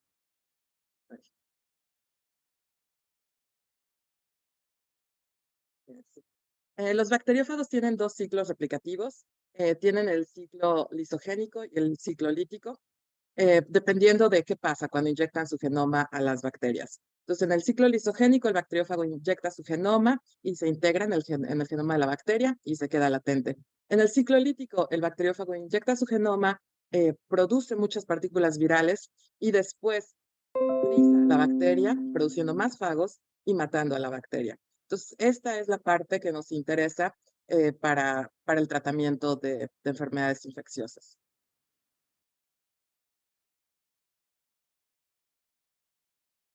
En el caso de fibrosis quística es una enfermedad que pasa por defectos en un gen que causa que se acumulen mucosas en los pulmones de los pacientes con fibrosis quística. Entonces, bueno, los pacientes con fibrosis quística acumulan mucosa durante toda su vida y esta mucosa hace que se colonicen con varias bacterias, porque hay muchos nutrientes y ahí se colonizan las bacterias y los pacientes viven con estas bacterias durante toda su vida. Entonces, las bacterias más prevalentes en las colonizaciones de pacientes con fibrosis quística son pseudomonas, estafilococos, estenotrophomonas y acromobacter. Los pulmones de los pacientes con fibrosis quística están llenos de bacterias y de virus. Por ejemplo, aquí tenemos una muestra de una secreción de un paciente con fibrosis quística, a la cual teñimos con Cybergreen, y vemos que hay más o menos 10 a la 10 partículas virales y 10 a la 10 microbios por mililitro. Cuando comparamos esto con un cultivo celular, por ejemplo, de E. coli, que tiene 10 a la 9 células por mililitro. Entonces, todo esto, esta acumulación de bacteriófagos y bacterias en los pulmones de los pacientes con fibrosis quística hace que hayan muchas interacciones ecológicas entre todos estos patógenos, lo cual lo hace una enfermedad polimicrobiana y es difícil de tratar. Normalmente los pacientes que sufren fibrosis quística reciben antibióticos durante toda su vida para tratar de controlar estas infecciones bacterianas. Y aquí vemos una gráfica. En el eje X tenemos los años del paciente y en el eje Y tenemos su función pulmonar. Entonces, los pacientes con fibrosis quística decrecen su función pulmonar a través del tiempo y a veces se recuperan. Esas son las exacerbaciones crónicas. Pero a veces estos pacientes, su función pulmonar decae de tal forma que ya no se pueden recuperar y esto los lleva a la muerte. Y estas son las exacerbaciones severas. En estas exacerbaciones severas son las que yo empecé a estudiar y en las que nos enfocamos. Entonces, desarrollamos una estrategia de multiómicas para monitorear lo que estaba pasando en los pulmones de pacientes con fibrosis quística durante estas exacerbaciones. Todo esto era con la idea de poder recolectar datos y poder regresárselos a los médicos para que pudieran ayudar un poco a estos pacientes. Gina, ¿Sí? perdón, creo que se congeló tu presentación, entonces nos quedamos en el Cybergreen. Bueno, esta es la dinámica de la función pulmonar de los pacientes, decae con el tiempo. ¿Ahora sí están cambiando? Sí. Ok. Y bueno, desarrollamos esta estrategia para poder monitorear a los pacientes a través del tiempo, ver qué cambiaba en sus metagenomas, en sus viromas, en los metabolomas. Entonces, a través de aplicar esta estrategia a varios pacientes de una forma individualizada, recolectábamos las muestras, hacíamos todas estas multiomics, identificamos que hay cuatro de estos pacientes. El cambio principal que pasó en sus pulmones fue que hubo una bacteria dominante. Y esta bacteria dominante se llama Acromobacter.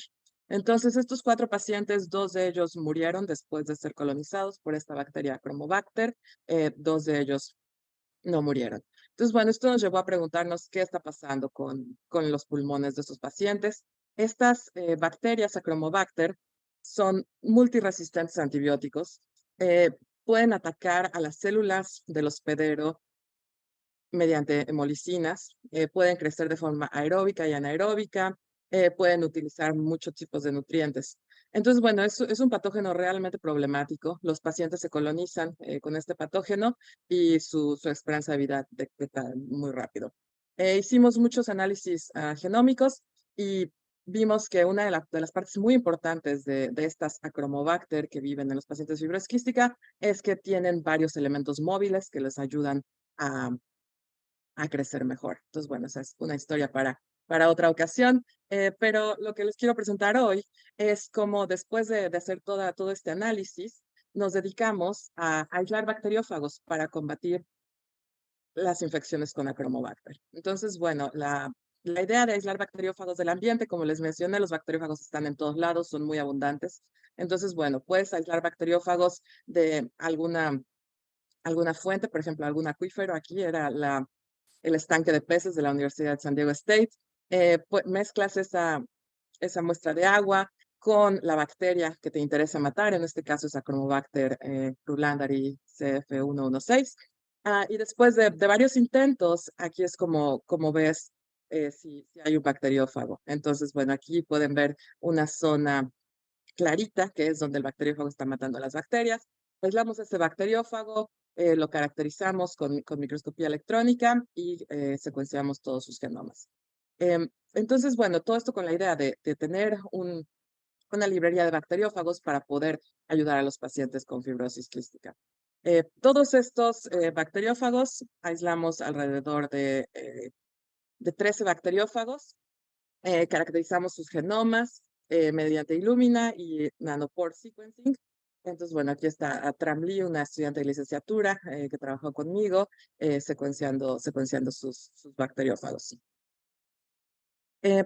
Estos bacteriófagos los secuenciamos y les dimos nombres de una colección que se llama Kumeyaay Collection. Los Kumeyaay son las personas nativas de San Diego, entonces, bueno, les dimos estos nombres a los bacteriófagos.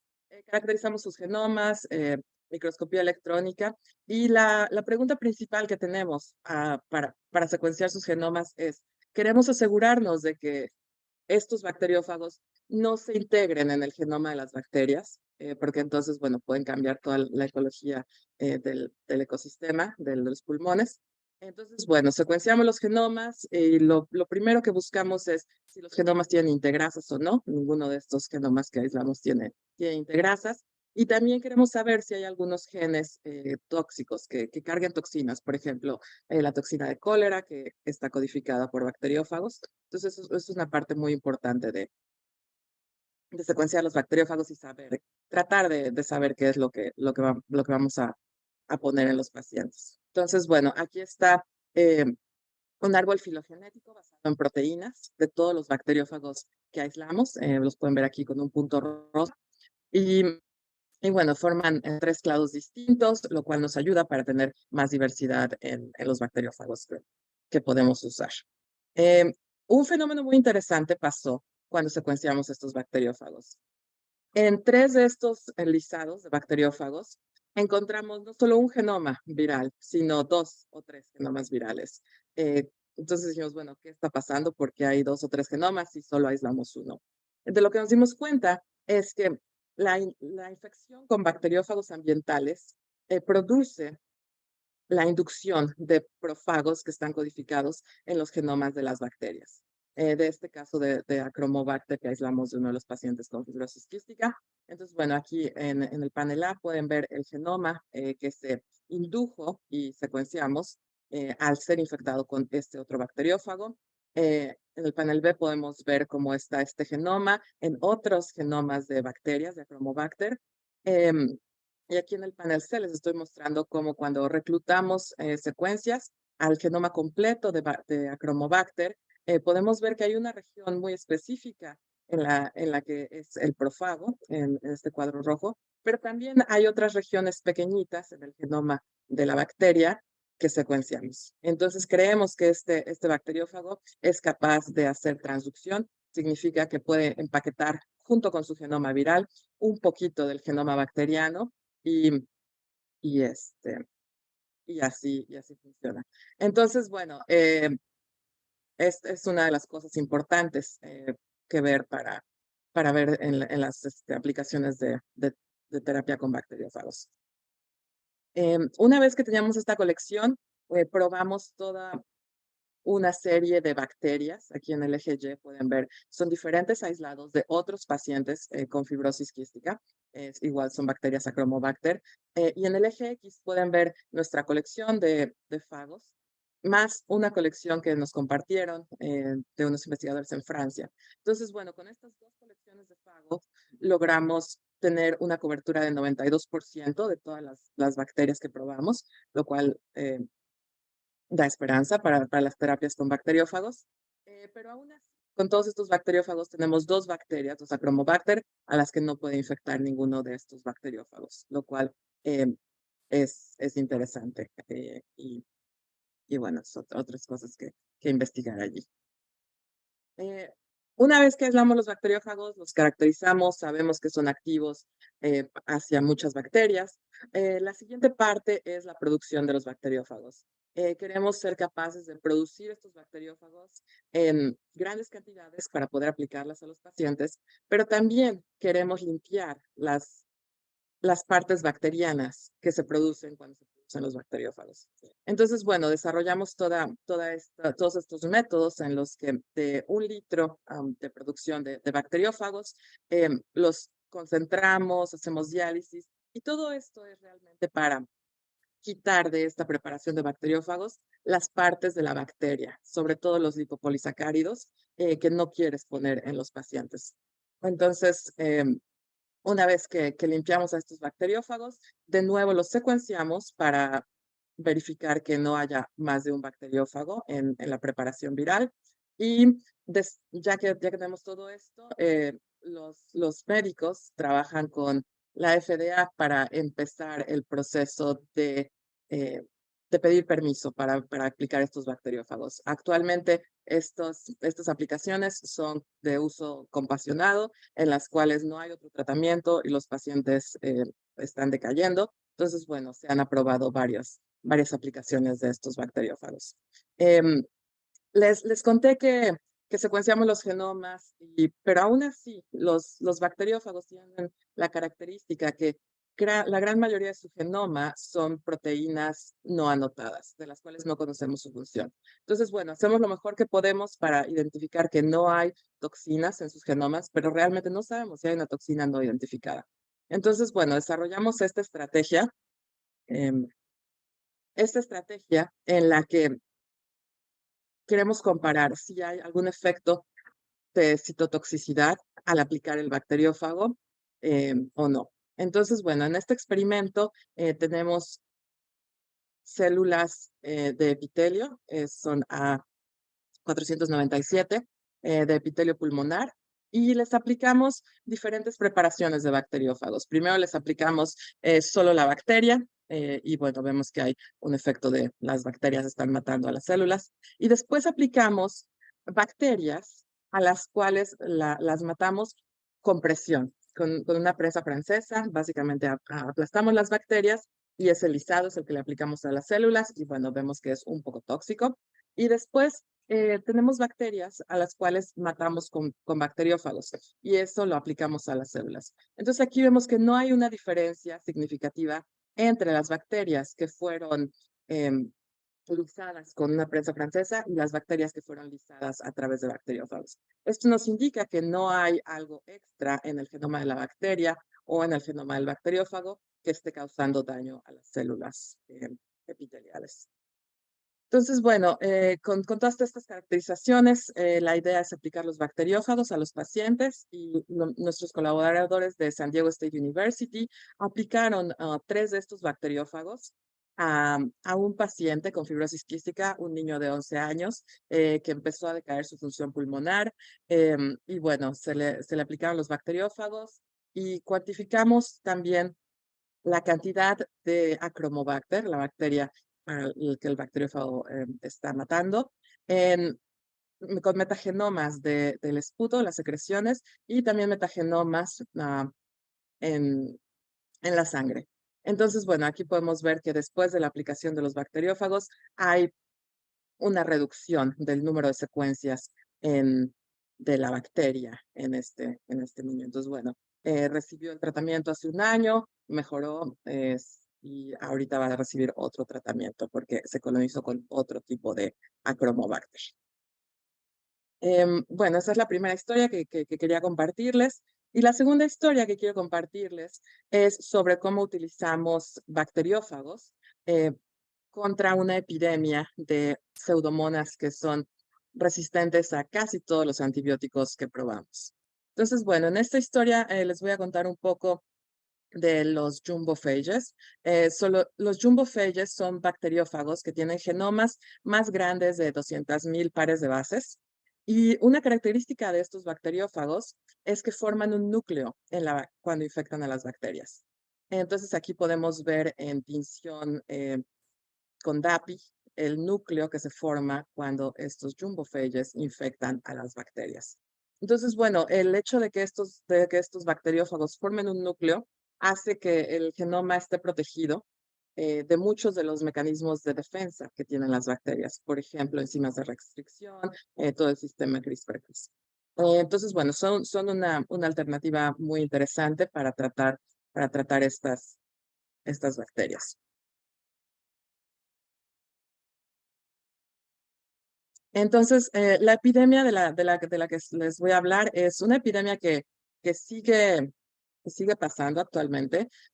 Más o menos en febrero de este año se identificó que unas gotas para los ojos, son gotas para los ojos lubricantes, estaban contaminadas con Pseudomonas aeruginosa, que era multiresistente a antibióticos. La marca de estas gotas se llama Estriker.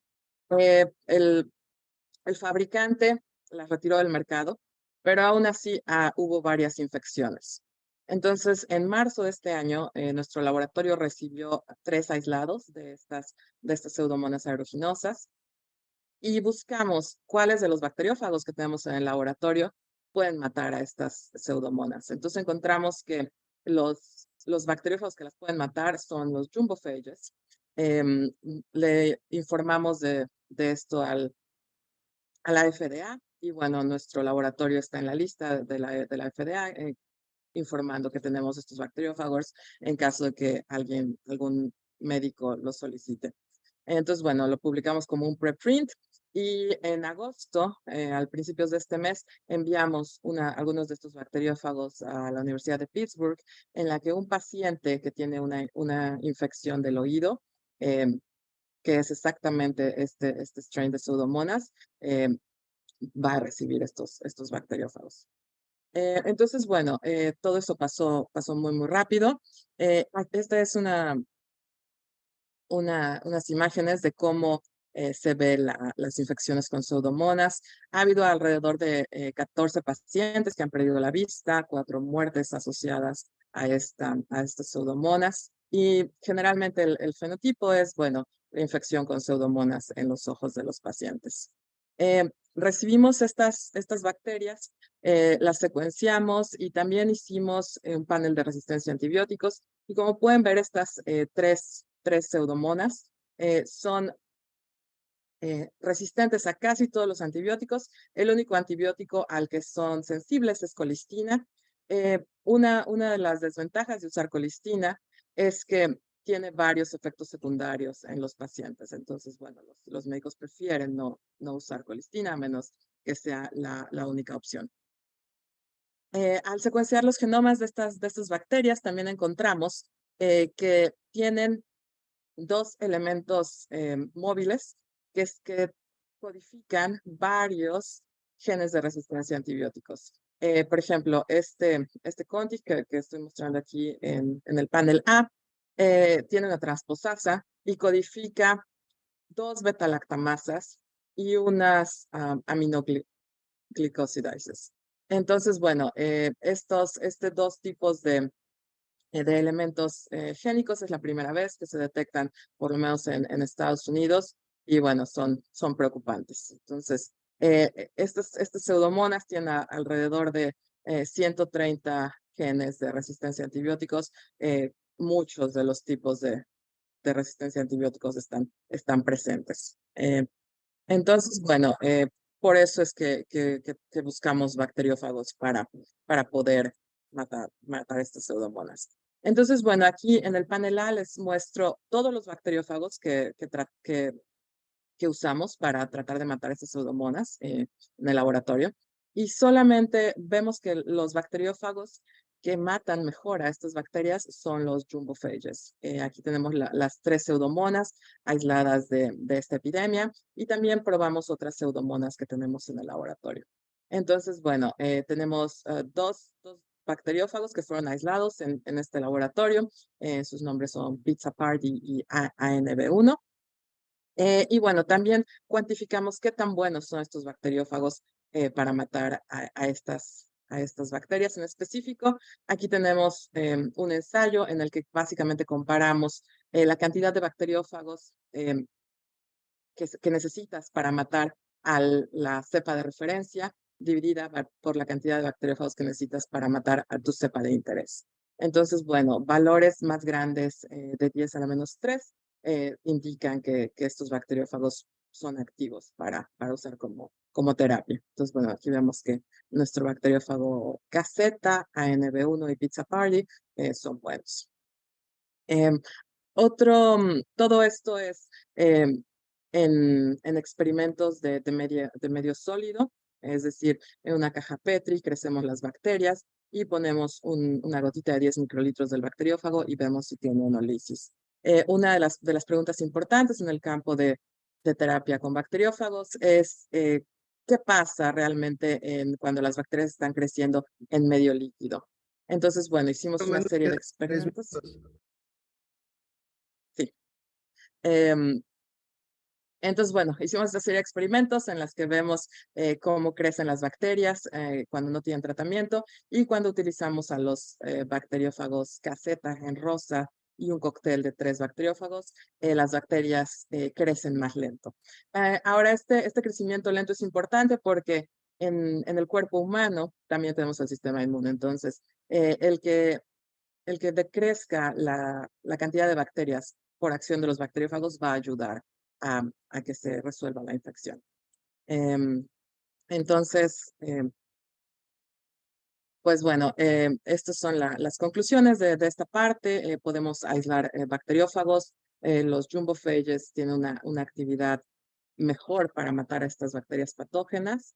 Y bueno, hay mucho que hacer en el cambio de terapia con bacteriófagos. Y es un área relevante y algo que creo que es muy importante es seguir todos estos casos en los que se aplican los bacteriófagos a los pacientes, pero queremos poder medir qué está pasando realmente en la ecología de los pulmones. Entonces, esta idea de seguir a los pacientes a través de metagenomas es muy importante. Y es todo lo que tengo hoy. Este trabajo lo hice la primera parte durante mi doctorado en San Diego State University y la segunda parte durante mi postdoc actualmente en UCSD. Entonces, con esto termino. Felicidades por el 20 aniversario de la LCG y sí, cualquier pregunta que tengan.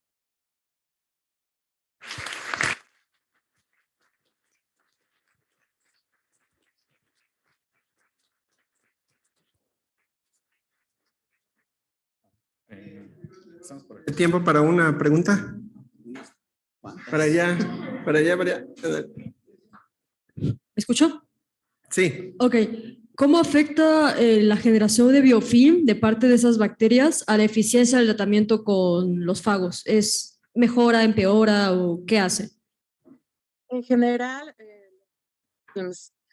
inhiben a los bacteriófagos. Por ejemplo, en el caso de pseudomonas, cuando las pseudomonas generan un biofilm muy grande, no pueden penetrar los bacteriófagos si se aplican, por ejemplo, de forma inhalada. La mayoría de las aplicaciones de phage therapy son por vía intravenosa. Entonces, bueno, es la idea de ponerlas por la otra parte. Pero bueno, en el desarrollo de terapia de bacteriófagos, hay algunos bacteriófagos que tienen en sus cápsides proteínas que pueden degradar el biofilm. Pero sí es una preocupación. En general, un bacteriófago que no tiene estas proteínas no va a poder penetrar al biofilm. Otra pregunta, rapidín. Aquí enfrente. Hola, Gina. Oye, una pregunta, ¿qué tanto viajan los bacteriófagos en otras partes del cuerpo y qué tanto se puede afectar la microbiota humana? O sea, porque imagino en tus experimentos prueban contra la bacteria de interés, pero no sé qué tanto pueda afectar otras bacterias. En general, esa es una de las ventajas de los bacteriófagos, que tienen un host range muy específico. Entonces, bueno, esa es una de las ventajas de usar terapia de bacteriófagos. Por ejemplo, en el caso de pacientes con fibrosis quística, solo queremos matar a Chromobacter, no queremos matar a todas las bacterias que están en el ecosistema porque es imposible deshacerse de todas las bacterias porque otra va a colonizar. Entonces, en el caso de a dónde viajan los bacteriófagos normalmente se inyectan por vía intravenosa y después logramos identificarlos, por ejemplo, en las secreciones de esputo de los pacientes. Entonces, sí viajan a muchas partes del cuerpo. Hay estudios que nos dicen que pueden viajar de la capa apical a la nasal en células epiteliales. Entonces, bueno, sí, se distribuyen a muchas partes del cuerpo y la idea es que solo matan a la bacteria de interés. Gracias. Por cuestión de tiempo tenemos que que mover, perdón, pero sí había un par de preguntas acá. Muchas gracias, Gina. Muchas gracias.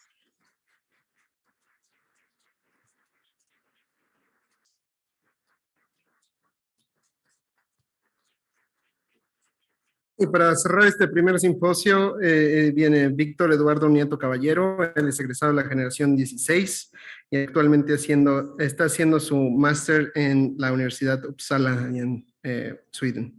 Nos va a hablar de TB, de tuberculosis. Víctor. Hola a todos. So I'm going to switch to English. So it's a pleasure to be here. And today I will be talking about linking history of tuberculosis disease with genetic regulatory variation in a Peruvian population. So as you probably know, tuberculosis disease is caused by infection with Mycobacterium tuberculosis, but notably only 5 to 10% of the people that are infected with this pathogen develop active disease. And this is still a global health problem, especially in developing countries. Now, this variability in the outcome of infection could be related to either host or pathogen heterogeneity.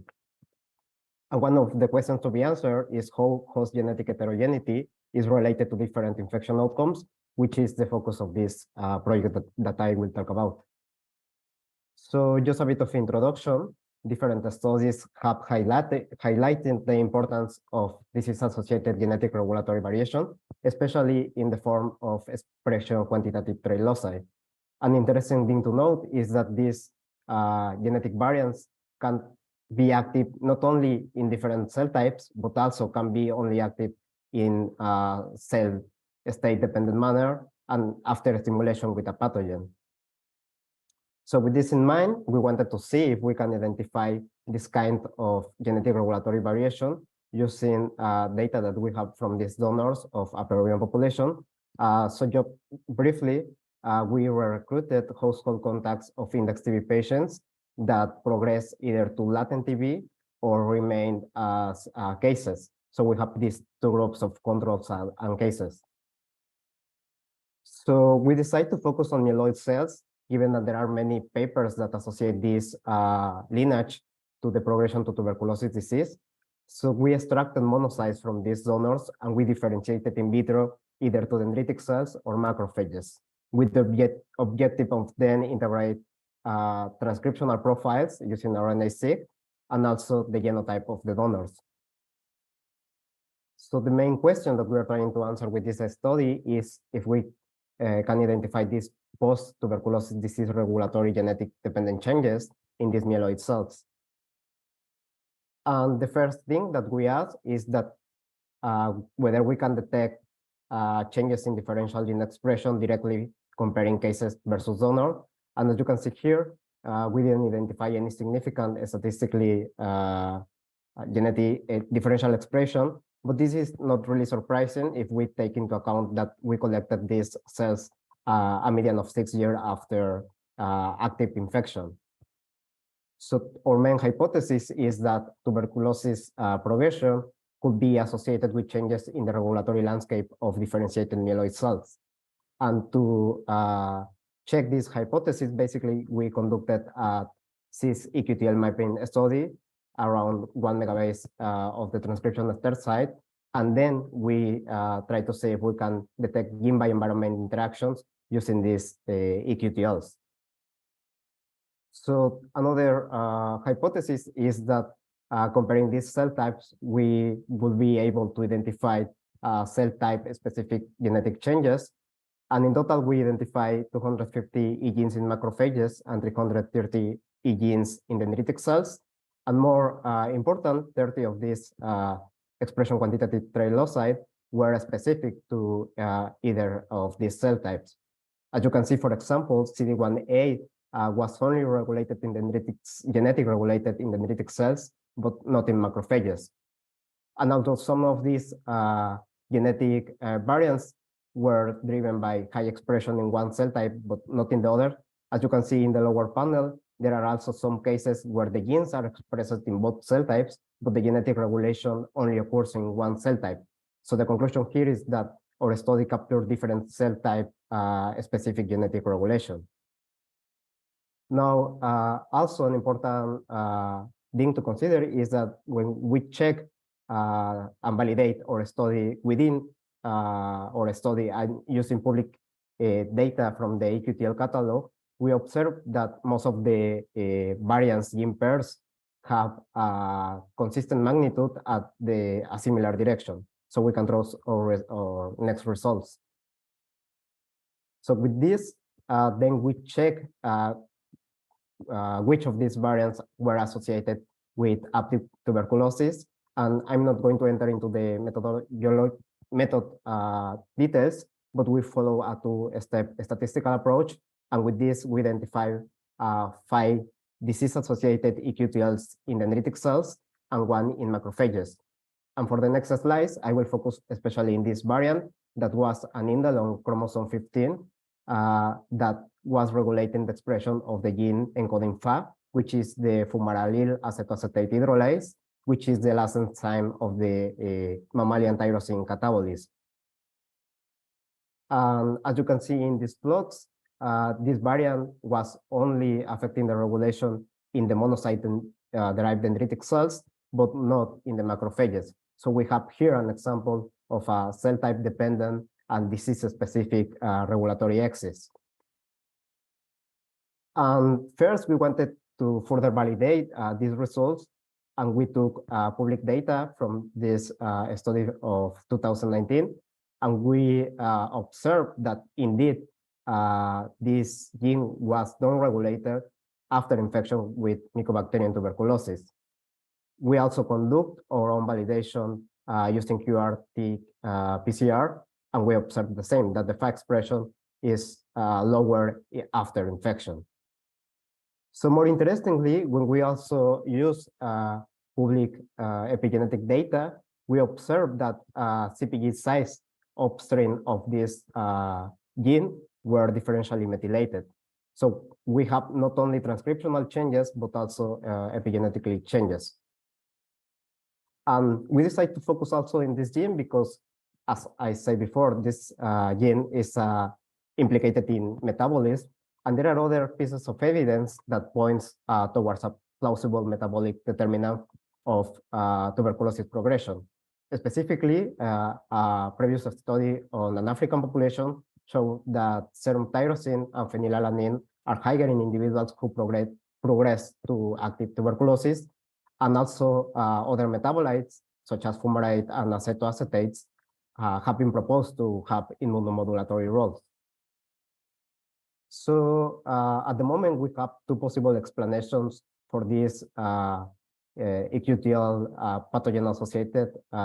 And basically, the first hypothesis is that pre-existing difference in the immune cell state of the individuals are the responsible of this genetic regulation.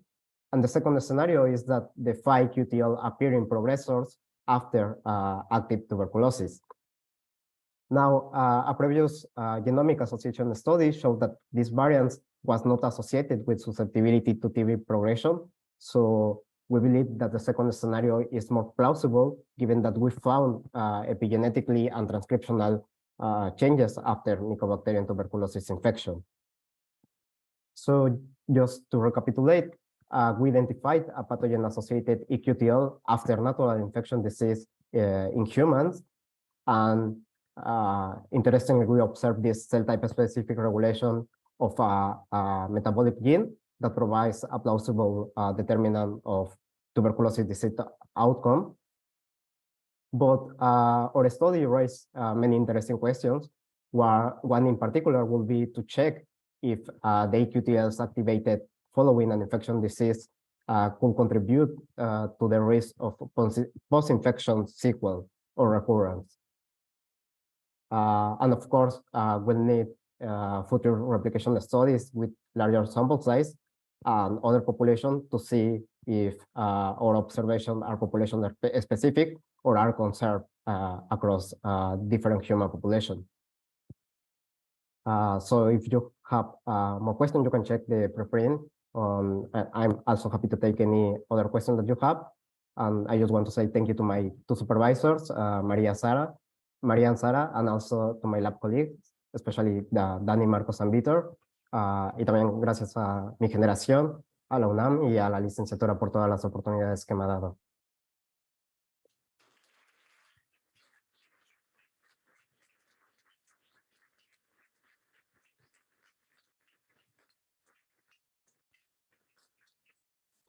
Gracias, Víctor. ¿Preguntas? Bueno, empezamos con... Perdón, ella era primero. Víctor, ¿por qué peruanos y no mexicanos? Sí, creo que esa es una pregunta interesante. Como dije al principio, tuberculosis es especialmente un problema de salud ahora en la actualidad en países en desarrollo, como Latinoamérica, por ejemplo, o África. Tenemos datos de esta población en Perú que ha sido seguida desde, me parece que hace 10 años, alrededor de 10 años. Me gustaría que también se siguiera esta población en México, pero por el momento solo tenemos estos datos. Y una de las perspectivas a futuro es incluir poblaciones latinas y especialmente mexicanas. También otra de las cosas por la que según yo se seleccionó esta población para hacer estos estudios es porque parece ser que en Perú hay una historia interesante con respecto a cómo evolucionó los linajes de tuberculosis en esa región, en la región de los Andes. Parece que hay señales de adaptación. Entonces, creo que por eso se decidió originalmente seguir a esa población. Hola Vic, muy buena plática. Me preguntaba si tuvieron la oportunidad de buscar, o bueno, más bien de encontrar alguna diferencia entre en la respuesta dependiendo del sexo biológico de los donadores. Sí, esa es una pregunta interesante. No lo checamos en realidad, pero el tamaño de nuestra población es muy pequeño, aunque tenemos 63 pacientes que pertenecen a donadores y otros 63 a casos y controles. Entonces, creo que sería un poco difícil con el tamaño de muestra que tenemos en el momento, pero sí, definitivamente sería interesante ver si hay respuestas sexo específicas. ¿Alguna otra pregunta? ¿En el chat? ¿Ni nada? Bueno, pues gracias, Víctor. Quiero... Hay una, creo. ¿Perdón? ¿Sí tenemos una ahí? Sí. En Zoom. En Zoom, una en sí, Zoom. A ver.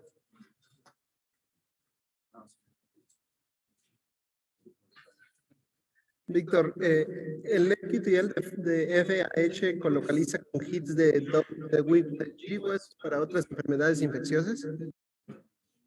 Al parecer no, checamos, como lo dije con el GWAS en esta población de Perú, también checamos si colocalizaba, por ejemplo, con motivos de factores de transcripción, pero hasta el momento este INDEL en específico no ha sido reportado asociado a otras enfermedades infecciosas.